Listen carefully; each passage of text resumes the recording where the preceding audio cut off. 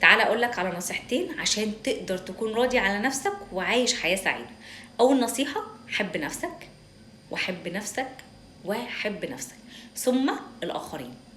لو انا معرفتش احب نفسي وتقبل ذاتي وتقبل اخطائي وعيوبي، عمري ما هقدر ادي للناس اللي حواليا الحب ده. فاقد الشيء لا يعطي.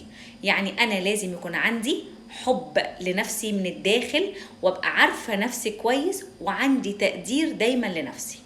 رقم 2: لو انا بسعى للكمال.